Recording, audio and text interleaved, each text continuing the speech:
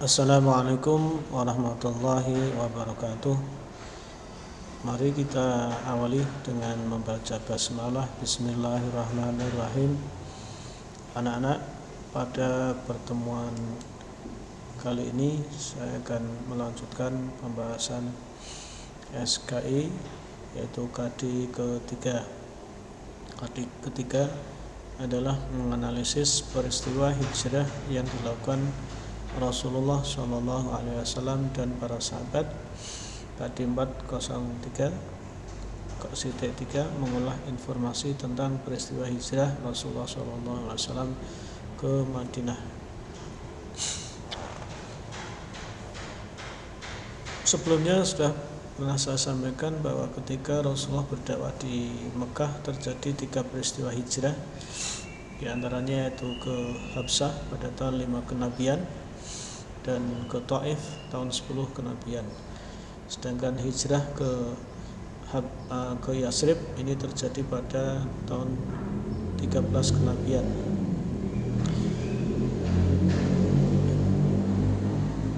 Yasrib adalah nama Madinah sebelum Rasulullah hijrah ke sana, di mana wilayah Yasrib itu terletak di sebelah utara barat daya dari Mekah yang jaraknya kurang lebih 450 km. Di mana dari kondisi geografisnya Yasrib merupakan wilayah yang subur karena di sana curah hujannya cukup tinggi dan juga memiliki komoditi pertanian yang menonjol, di antaranya yaitu anggur maupun kurma. Dari segi kehidupannya, perekonomian di sana cukup maju, ya. Namun dari kondisi sosialnya mereka tidak hidup dengan harmonis.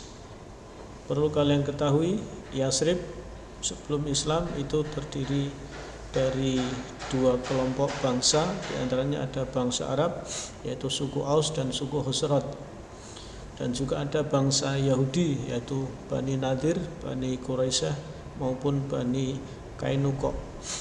Tetapi mereka tidak bisa hidup berdampingan. Mereka seakan-akan hidup sering diwarnai dengan peperangan. Itu gambaran kondisi geografis, kondisi sosial maupun kondisi ekonomi dari Yasrib sebelum Islam.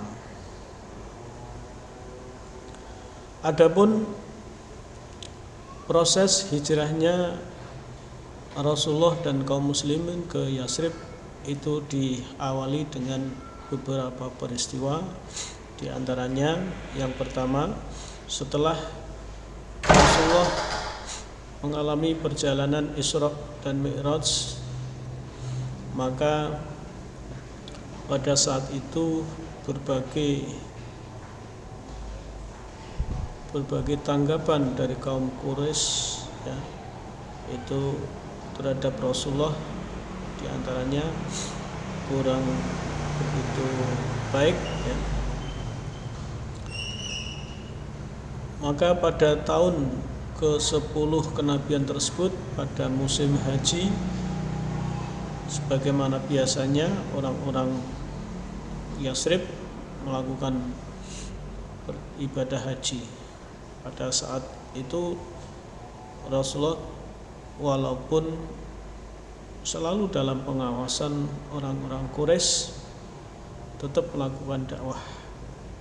Ketika Rasulullah berdakwah itu ada beberapa orang dari suku Aus dan Khosraj memperhatikan dakwah Rasulullah. Sampai akhirnya setelah selesai mereka menemui Rasulullah kemudian berbaiat.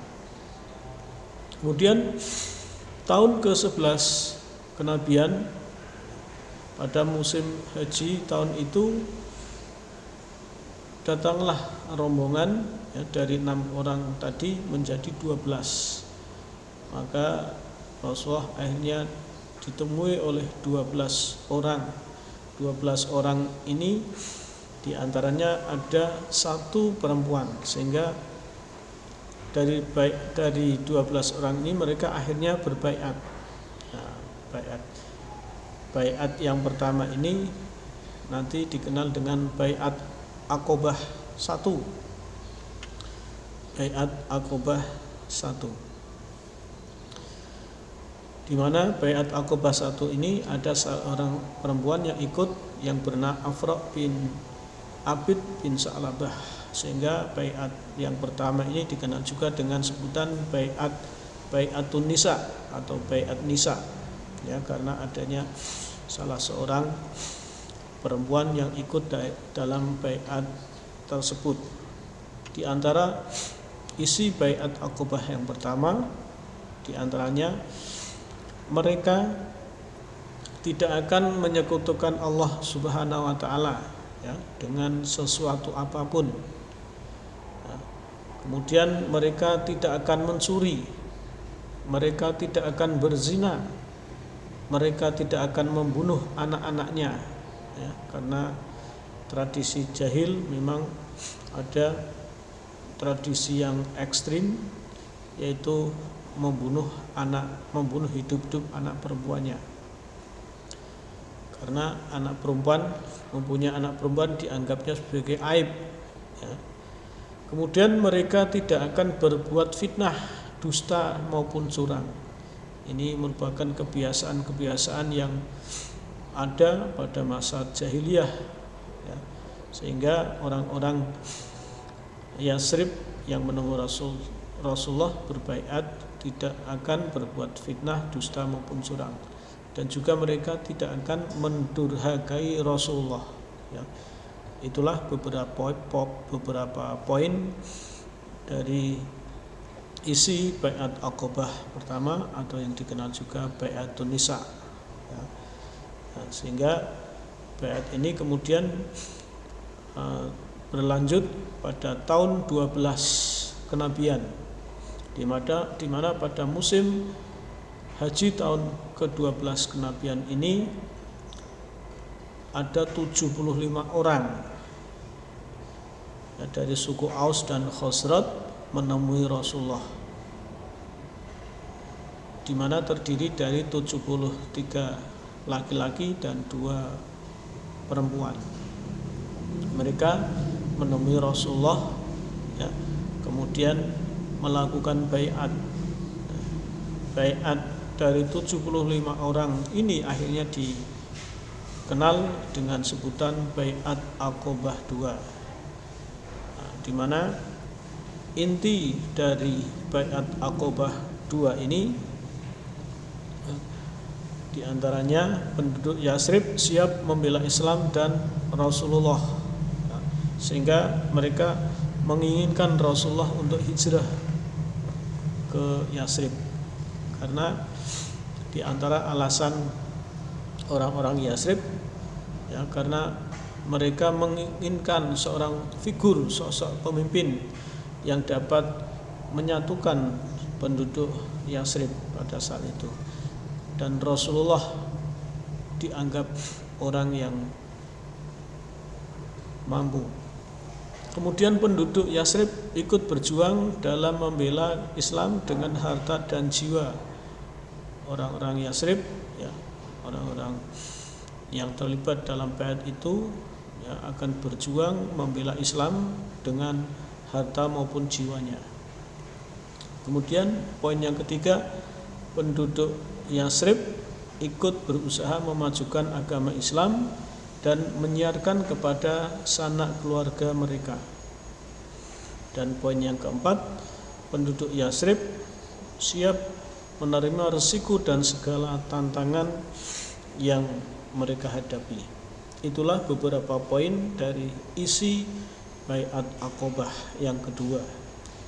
Perlu kalian ketahui bahwa baiat yang terjadi itu dilakukan pada tengah malam.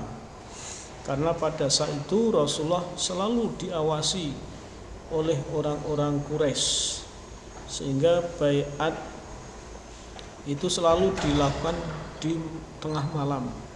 Aqobah sendiri adalah sebuah tempat yang cukup jauh dari pengawasan orang-orang Quraisy, Sehingga setelah peristiwa Baiat Aqobah kedua ini, maka Rasulullah mulai memerintahkan kaum muslimin untuk melakukan perjalanan hijrah. Sehingga perjalanan hijrah mulai dilakukan, ya, yaitu dengan tahapan-tahapan, di mana hijrahnya kaum muslimin dari Mekah ke Madinah itu dilakukan dengan rombongan kecil, ya, antara 10 sampai 15 orang, di mana rombongan pertama itu mendahulukan orang tua, anak-anak maupun perempuan, ya. Kemudian mereka juga melewati jalan yang tidak biasa dilewati atau jalan yang sepi, ya, sehingga tidak diketahui oleh orang-orang Quraisy. Kemudian mereka juga mulai melakukan perjalanan pada malam hari, ya. Itulah bagaimana proses perjalanan hijrahnya kaum muslimin dari Mekah ke Yasrib, ya, sehingga dengan melalui tahapan-tahapan, rombongan kecil melalui tempat yang sunyi, ya, akhirnya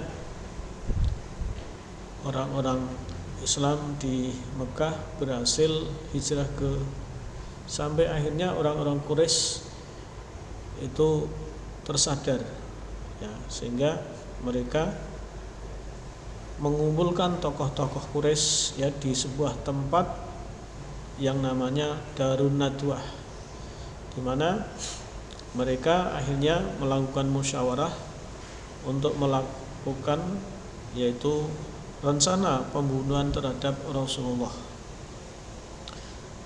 Kemudian di antara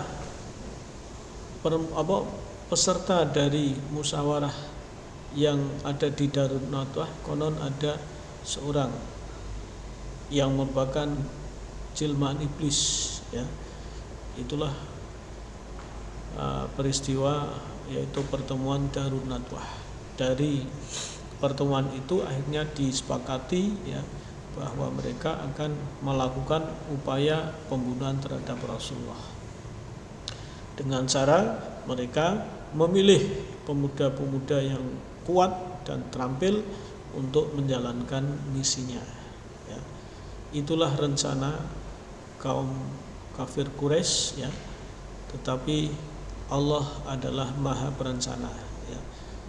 Sehingga peristiwa Darun Nadwah ini akhirnya melalui wahyu, ya, yang disampaikan oleh malaikat Jibril, ya, maka Allah menurunkan wahyu tersebut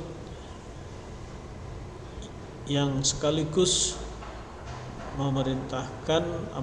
memberitahukan rencana jahat orang-orang Quraisy, sekaligus memerintahkan Rasulullah untuk melakukan perjalanan hijrah.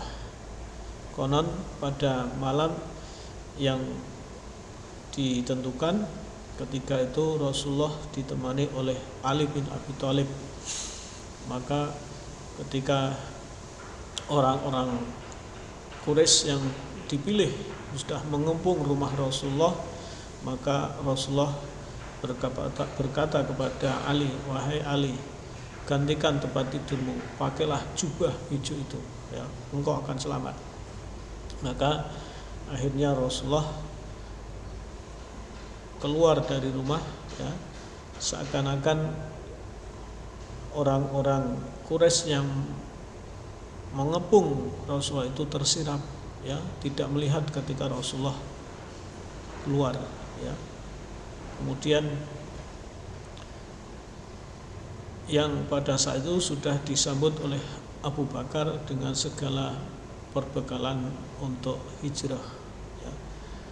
Sampai akhirnya Rasulullah tidak langsung menuju ke utara, tetapi mengambil jalan memutar dan kemudian berhenti, yaitu di Gua Thur, karena Rasulullah tahu mesti orang-orang Quraisy akan mengejarnya.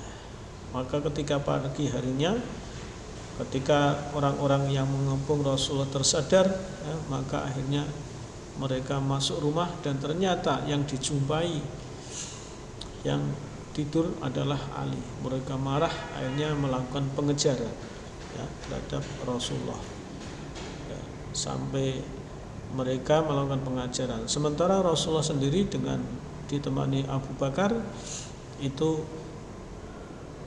yaitu memasuki gua Thur, ya, di mana gua yang cukup sempit, ya, tetapi ketika Rasulullah bersama sahabat Abu Bakar masuk ke gua Thur tersebut, maka laba-laba itu langsung membuat rumah. Maka ketika orang-orang Quraisy yang mengejar sampai ke depan gua itu melihat apa yang ada di situ, seakan-akan mereka tidak jadi, ya, melihat isi gua Thur. Ya, ini ketika mereka tidak menjumpai atau tidak mendapatkan Rasulullah, akhirnya mereka memberikan sayembara, ya, di mana barang siapa yang berhasil menangkap Rasulullah maka akan diberikan hadiah 100 ekor unta, ya. Itulah bagaimana usaha yang dilakukan oleh tokoh-tokoh Quraisy untuk menangkap Rasulullah. Konon dalam sayembara itu ada seorang pemuda yang kuat yang bernama Suraqah, ya, mengikuti sayembara itu. Ketika mereka sampai kepada Rasulullah, kudanya selalu terperosok. Itu terjadi 3 kali sampai akhirnya Suraqah tersadar, akhirnya mendapat hidayah masuk Islam. Ini bagaimana tentang perjalanan hijrah Rasulullah.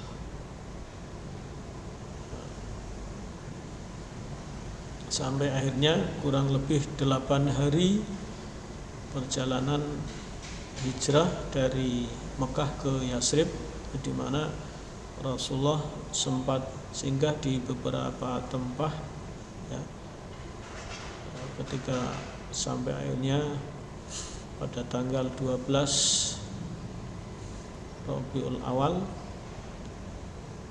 12, ya, Rasulullah sampai di wilayah Kuba, ya, Kuba. Kemudian tinggal 4 hari di sana. Di sanalah Rasulullah pertama kali membangun masjid yang akhirnya masjid tersebut dikenal dengan Masjid Kuba atau dalam Al-Quran disebutkan sebagai Masjid Taqwa, di mana dibangun di sebuah tanah milik Hamdan bin Kulsum, ya. Kemudian pada tanggal 16-nya Rasulullah meneruskan perjalanannya karena antara Kuba dengan Yasrib tidak jauh, ya, sehingga pada tanggal itu pula Rasulullah sudah sampai di Yasrib yang disambut dengan gegap gempita, ya, Tola'al badru alaina, dengan sambutan yang sangat meriah, ya, oleh orang-orang Yasrib. Kemudian dengan untanya, ya, para sahabat saling berebut untuk istilah itu tempatnya, ya. Konon pada saat itu biarlah unta ini nanti yang akan menentukan di mana Rasulullah akan berhenti atau tinggal, ya. Konon unta itu berhenti di sebuah tanah lapang, ya, di depan rumah Abu Ayyub Al-Ansari, ya. Konon tempat itu nantinya yang selanjutnya dibangun Masjidil Haram, ya. Tapi bukan Masjid Nabawi maksudnya, Masjid Nabawi. kemudian Rasulullah tinggal di rumah yaitu Abu Ayyub Al-Ansari. Itu gambaran bagaimana perjalanan hijrahnya Rasulullah dari Mekah ke Yatsrib, di mana dalam peristiwa hijrah ini banyak sekali hikmah ya yang diperoleh. Mudah-mudahan kita dapat mengambil hikmahnya ya. Barangkali sampai di sini dulu tentang hijrah Rasulullah ke Habsyah ya, yang merupakan hijrah Rasulullah ke Yatsrib atau Madinah yang menjadi titik awal kebangkitan dakwah Rasulullah SAW. Ya, saya kira sampai di sini.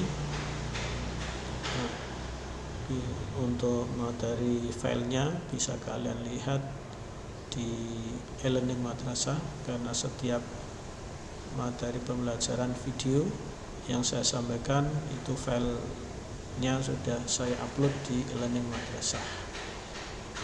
Saya kira sekian dulu, terima kasih.